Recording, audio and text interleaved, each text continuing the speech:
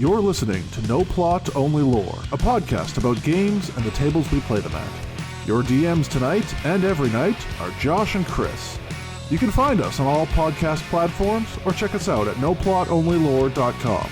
If you like what you hear today, please rate and review the show and share it with everyone you've ever met. Welcome back to No Plot, Only Lore, this week brought to you by Random Folklore. Josh, what's your favorite folklore story of all time? That's a good question. I'm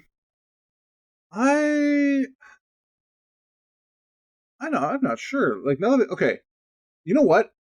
Hey, I'm gonna cheat. I think you could consider the Torah Jewish folklore. So that's my answer. The Old Testament. The Old Testament. Okay.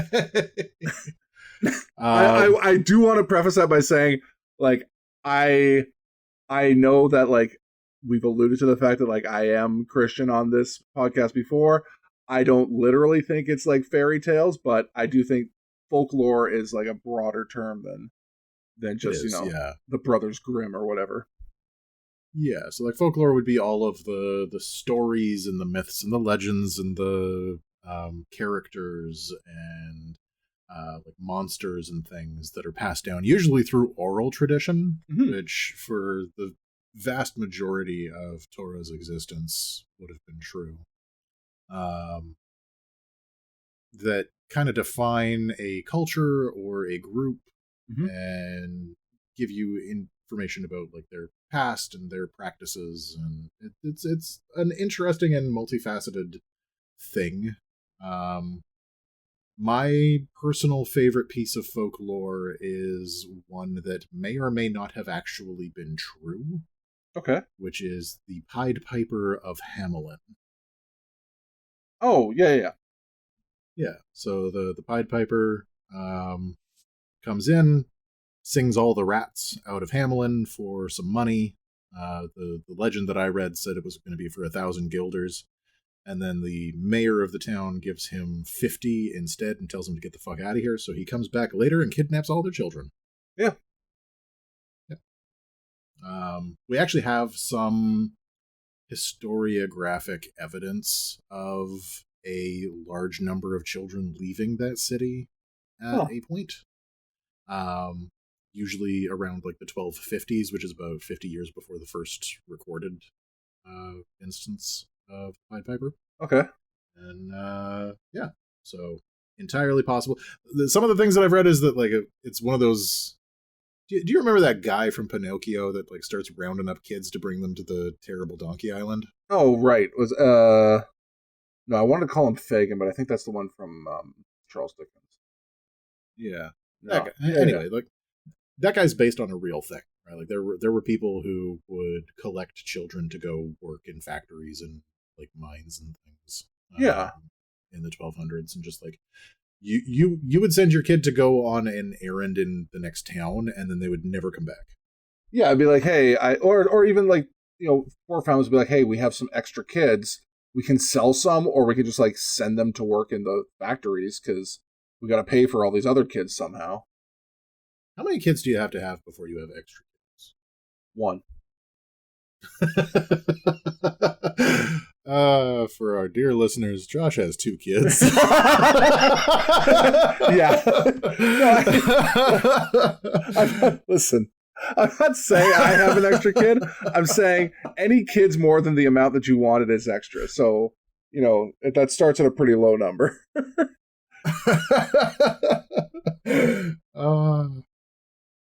Someday he's going to hear this episode. He knows he's my favorite. Okay, so the thing that I wanted to do today is folklore, but with X turned up to 11. Yeah. Which is, we're going to pick, I have a D20 and I have 20 pieces of folklore and 20 things that we can play around with to make that different or more interesting or possibly terrible. And so I'm going to roll a die now. Okay. Let's hear it. And the first number that I came up with is number 2, which is Selkies. Are you familiar with Selkies? I have heard of Selkies. They're like a water creature type thing, right? Yeah, it's an Irish myth about women who turn into seals. Yeah. Yeah, and they like carry their seal skin around with them, and if you are able to steal it away from them, then you are able to trap them and maybe make them your wife or something. Because all those old folklore things are cute, like kidnapping wives. So many old folklore things are turning monsters into wives. A weird number. Yeah, like, I think it's one is a weird number, but there's a lot more than that. Yeah, it's definitely a non-zero number. Yeah. There's a lot of like, if I trick them into marrying me, then things will be great for a while, and then they're going to escape, and then everything's going to be terrible. They must be just unbelievably hot. Selkies? I mean, I assume they just look like seals. I mean, like monsters in general. Oh. I mean, there's an entire genre of erotic fiction that is just monster fucking. That's true. Anyways. And just so you're aware, erotic is on this list. Oh, no.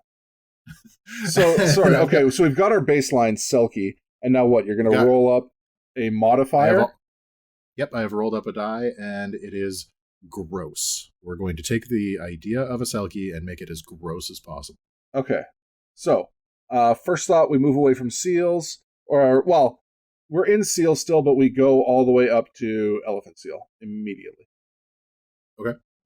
I'm thinking that in order to change their shape between, like, the cutesy seal, I mean, it's an elephant seal, so not super cutesy, but, like, between seal and girl, they have to, like, literally tear themselves out of that first form.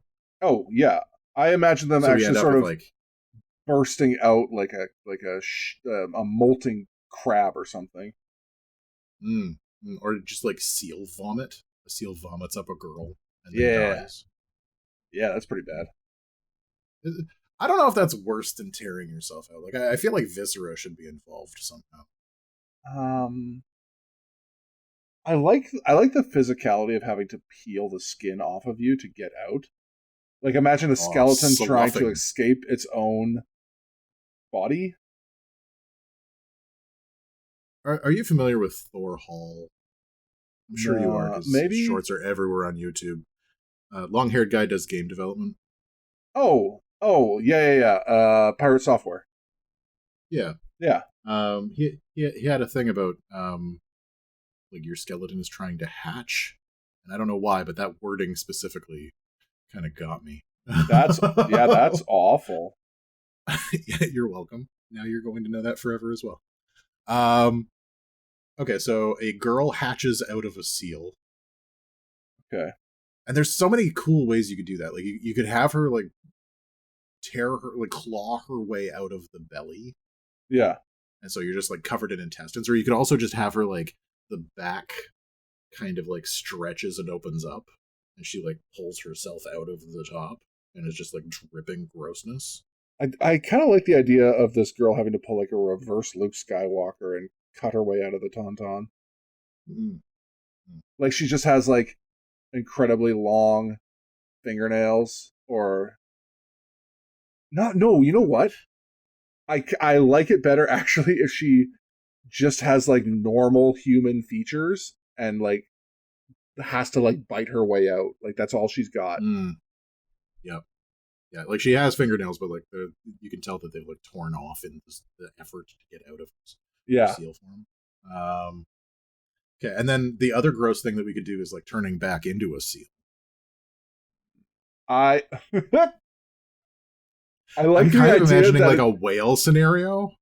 Oh, okay, hold on. Give me your scenario, because I think I had a slightly different idea. I'm imagining that she's just like doing like multiple in a row mukbangs and just like putting on as much weight as she can in like the grossest, most visceral way possible before jumping into the ocean as an incredibly fat, engorged human. Oh, yeah, okay. You've got some sort of like feeder fantasy where she then like flops down the hill into the... No. See, to my mind, the process for each transformation is identical. Oh, and the seal has to like claw its way out of the girl. You see the girl like growing and like I don't want to say like fattening up, but like her body's starting to bloat, and yeah, then an elephant seal has to burst its way out of her rib cage. I don't know why that's such a humorous mental image to me. Just this like, again, hatching, right? Like this elephant seal hatching out of a human. Yeah. And like part of the myth of the Selkie is that when they're in the ocean, they turn into a seal. So I'm also imagining that this is happening underwater. So you just have like this gross blood explosion. Yeah. Like so like the transformation from like elephant seal to girl is like slow and disturbing as you like see like the ripples through the belly like an alien, as like this girl is like clawing away at the inside. But the opposite transformation is much faster, as like this impossible dimension of elephant seal has to like quickly fight its way out of her body lest it be crushed by the forces, and just like... Fantastic. Okay, I think we've made this sufficiently gross. Yeah. Let's move on to our next thing. I'm gonna roll a die. Okay. And I come up with number one of my favorites, Baba Yaga. Oh, okay, yeah. And the second thing we're going to do is dialing up number 16. We got to make Baba Yaga queer-coded. Queer-coded?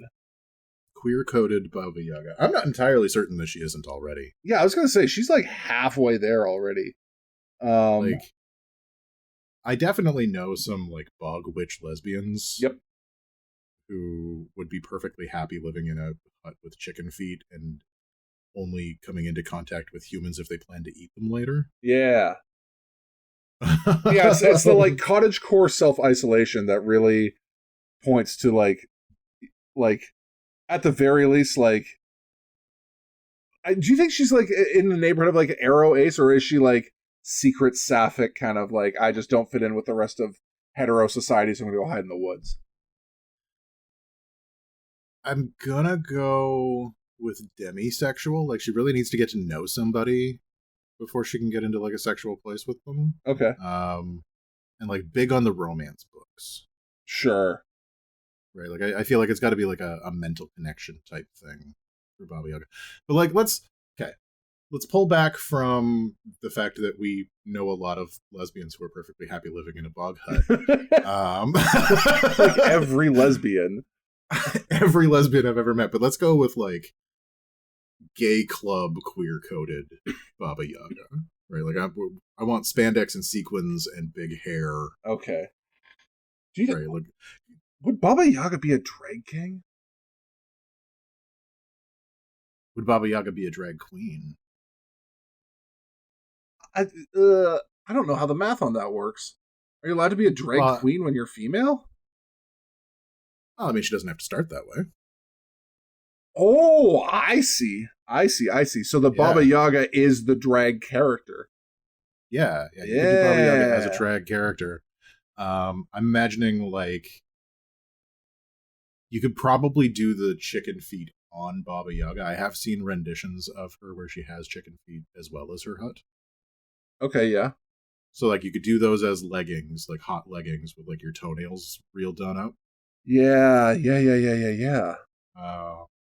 Actually, that would hide in heels really well.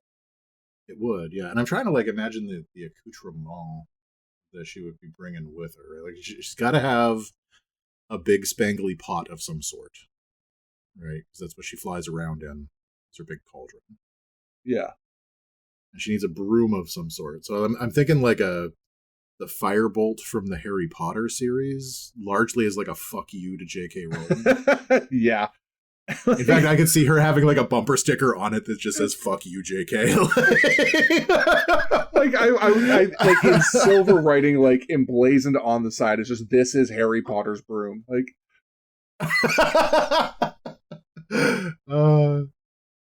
fantastic. Yeah, I don't know. She's a hard one to pin down on that. I think like you could do a lot with her as a drag character. Yeah. I think like Because, like, a big black, like, spangly witch robe type thing is a direction you could go with that. Would she maybe be beard drag? Like, would you keep the beard? Oh, if you're going to be a bog witch, for sure. Yeah, I think you kind of have to. Like, in my mind, she's a bear in a dress with a smoky eye. Yeah. And more sequins than your body has room for. Yep. Yeah. Okay, brilliant. I'm glad we did that exercise. Honestly, either one of those works 1,000% for me. Just like she's already a lesbian in the bog. I think we could just leave her alone. Like, in my head, there's actually, like, I can think of a real person who is like a step away from this version of the Baba Yaga. That's unkind. I don't like this version anymore because I know people who are there. All right, we're going spangly in sequence. Yeah. For Baba Yaga. All right, rolling again. We have number 6, Anansi. Ooh, the spider. I am like weirdly familiar with Anansi, or sorry, because of like somehow Canadian children's TV had that dog that talked about Wishbone. Yeah, Wishbone. And Wishbone was great. Wishbone had a whole episode where Wishbone was the spider. Fantastic. It's super sensitive to all sorts of things, but that's okay. It exposed me to African folklore. Which is great. And we're going to take Anansi and make him domestic. Okay. So my first instinct with this is there are a few anime that have been coming out lately that are about criminals, yakuza, or hitmen who are retired and become dad. Oh. Like, like Despicable Me, right? A little bit Despicable Me, and like Sakamoto Days is the one that I'm thinking of, where like there's a professional hitman, he's the best at what he does, and then he retires because he meets the woman of his dreams, and he gets really fat, and he runs a convenience store. Okay. And he's still an incredible assassin. Like, he's still very good at what he does. He's just old and fat now. What's that movie? Nobody. I haven't seen it. Oh, I've heard good things though. Yeah, very good. Yes, kind of I can't remember if it's that he's like retired or so deep undercover that he's gotten kind of bad at it. But yeah, similar idea. Like, hey, I was a force of nature before. Now that's kind of hidden, and I'm maybe not as good as I was before, but I'm still a problem. Yeah, like John Wick, if you take a whole schwack of the competence out. Yeah. Well, and that was what was kind of brilliant about the movie, is that he does fumble a lot and screw things up, but then you see like every once in a while, like the muscle memory comes back, and you're like, oh right, if he wasn't like kind of old and fat, like this would be insane. Right. So that's kind of what I'm imagining here is like, so we have Anansi, and like I've seen a lot of media that has Anansi both as like a spider form and a human form. Yeah. He is a shapeshifter, he is a trickster. So I'm imagining like old school Anansi was very like black silk suit, perfectly like tied tie. Yeah. Like the line on the hair was immaculate, right? Like just a very like together a gentleman con artist. Yeah, like gentleman con artist, but you would never assume that he's a con artist because he's so smooth. Yeah. Right? Who is now in an apron at home with 2 kids. I'm trying to think of an analogy in my head about someone like that. I just can't. I can mentally picture like the prim, proper, put together, borderline butler dad with an apron. Mm-hmm. But I can't think of a specific character. No, I've got one that's even better. Okay, Yeah. I thought that was good. But I just came up with something that's even better. He is just Bandit Healer, Okay. and he is using his powers to entertain his children. Okay. All right. So, like, all of the games that they're playing are just, like, a little bit magically infused. Yeah. Right? He's got a lot of trickster energy in there and, like, conning his kids into learning life lessons. Yeah. Yeah. Yeah. Okay. Yeah. I'm down with that. It's like a more restrained Loki type character. Yeah. I find it weird that we don't actually, maybe it's not weird, but, like, because role-playing games have such a, like, focus on adventure and fantasy because they came out of D&D, which came out of Lord of the Rings. Right. Like, we don't have a lot of domestic role-playing game options. Right. Which is weird considering how many stories are told in the home. Yeah. Right? And, like, some of the earliest role-playing games that people play is House. Yeah. I guess, but on the other hand, also one of the earliest role-playing games you play is like Cops and Robbers. Like, oh, for sure. Like, yeah, like there's definitely the call to adventure is definitely a big part of, like, that. Don't get me wrong. I think early on, it's a lot closer to 50-50. And then as the role-playing stuff comes out, it winds up skewing towards adventure. And I don't know if that's because of, like, a gender bias in the games and who play them, or what. I don't think so, because, like, my tables have always veered towards fairly, like, even or more women than men. Yeah. Okay. And that has never been the case at my tables. I'm going to take the devil's advocate position on this one, that your tables are a more of a representation of you as a person than the role-playing community as a whole. Okay, I will accept that. Yeah. Like, I am a weirdo. I get it. No, I'm not saying you're a weirdo. I'm saying you inhabit spaces that wind up being more friendly to, like, women and the etc. part of the spectrum than is typical in, like, the traditional nerd hobby spaces. Now, don't get me wrong. Games like D&D and more so, like, tabletop games these days are, like, aggressively and actively courting a broader demographic than they ever have been. But as someone who is, like, in the industry and sees the breakdown of the players on a weekly basis, like, I'm sorry, but you're not the status quo. I'm not typical. No, yeah. I get it. And, like, even in the space that I did run, like, that was not necessarily, like, a stated goal, but I did want to be as, like, open and accepting to all people who came in as possible.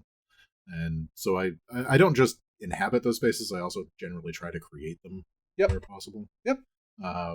So yeah, I get that I am a bit of an outlier on that front, but, like, having been in a position where I am at those tables and have a large number of, like, female and non-binary players, I don't see a trend towards, like, more domestic type situations. Okay. If anything, I would say that it goes a bit in the opposite direction of, like, fuck yeah, we swashbuckling now. Yeah, okay. But no, I know that there's been some, like, recent developments in, like, mystery stuff that is a little bit more, like, homegrown and close to the ground. Yeah. But I don't see a lot of domestic stuff. Maybe there's space for that. Game designers, make me a cool domestic role-playing game where I get to do Bluey as a game. Yeah. Well, and I can't help but wonder how much of this quote-unquote problem is just because of how much of the mental real estate Dungeons and Dragons and things that are very, very similar to it take up in what the idea of a role-playing game is to people. You know, like... Yeah, because, like, there's an expectation of play flow, right? Yeah. That you're going to do exploration, that you're going to have combat, and you can't do that in a domestic game. If you have combat in a domestic game, you've fucked up. Yeah. Well, there's a story to be told there, but I mean, there's play wrestling and things like there's stuff that you can do, but you don't need a whole fucking combat system. Yeah. Or do you? Well, I was gonna say we don't want to take your domestic role playing game to a dark place, so. I mean, that's a little bit what we're doing right now. Yeah, true. Skewing some weirdness. All right, so I've got number 16. Okay. Santa Claus. Oh, Santa Claus. We have to talk about him again? Okay. We got to talk about Santa again, but we're going to do something weird with him. Well, he got his whole... Whatever. Give me weird. Okay, so I got gross again, so I'm rolling again. Let's go melancholic. Oh. Melancholic Santa. Santa Claus. Oh, you're fired. The podcast is over. Pack it up, kids. We're going home. Okay. There was crap. God damn it. Neil Gaiman. Son of a bitch. Not him again. Yes, him again. He wrote a really fantastic 100-word story about Santa Claus that was, in my mind, kind of melancholic. It was also, like, existentially terrifying of just, like, Nick was tired. The elves forced him back onto the sleigh to deliver their, like, horrible gifts down the chimneys one more year. Yeah. And he just wants to die. Yeah. Right? And, like, so there's definitely room for a melancholic Santa. I have the mental image of, like, a passive resistance Santa Claus who has just decided to go limp, and the elves are forced to roll him into the sled. And they just slap the autopilot on that old bitch, and they're like, listen, you're not coming back for 24 hours, so, you know, might as well just participate. I'm also imagining, like, that maybe it's just more scenes than, like, an actual character out of it, but I'm imagining, like, a kid trying to sneak down to see, like, Santa put gifts under the tree, and instead of being met with, like, a jolly fat man, there's just this, like, depressed, skinny Adrian Brody character. It's just like... Adrian Brody does kind of have the perfect face for that. But this is modern cinema, so you know it's going to be Pedro Pascal. Oh, for sure, yeah. Just like gazing longingly into the fire that he just had to dodge to get into the house. And like he doesn't even care that the kid is looking at him. He's just like, look, kid, I know you asked for a PlayStation 35, but all you're getting is a Game Boy. Wait, okay. Did you ever see what was the name of that movie? Like the massive weight of incredible talent or something like that? No. Oh, you have to watch this movie. It's Nicolas Cage and Pedro Pascal. And like the face, like I'm sure you've seen the meme of the two of them in the car, but that's kind of Nicolas Cage's face the whole movie. If that was Santa Claus, and oh my god, and you just like he's standing by the fireplace with the sack just kind of like slumped at the side of his hand. He's skinny. There's a cigarette hanging out of his mouth, and he just kind of like drops a present and like kicks it across the room under the tree. There's like a rattling breaking sound inside the box. It's like you can tell his feet hit the ground at the bottom of the chimney, and that's as far as he was willing to go. There was no more effort to be had. He's just kind of like rugby punt them across the room and hope to get close to the tree. I think like the first half of the whole thing has to be him just like talking to the elves, being like, I don't even really see the point anymore. Right? Yeah. Like kids don't believe in Santa Claus anymore. They don't believe in Santa. And just like going through his own existential crisis of like, do I believe in Santa? I don't believe in Santa. Yeah. All right. One more real quick one. Okay, last one, yeah. All right, we got number 6. That's Anansi again, so I'm going to roll again. I got number 8. The Chupacabra. Can I just point out that you've had horrific rolls all night? Yeah, it's been weird. I'm using like a semi-precious stone D20, so it's not a great one. Okay. Okay, and I got number 1, so I just rolled a natural 1. We're gonna do a cutesy Chupacabra. A cutesy Oh my god. Cutesy Chupacabra.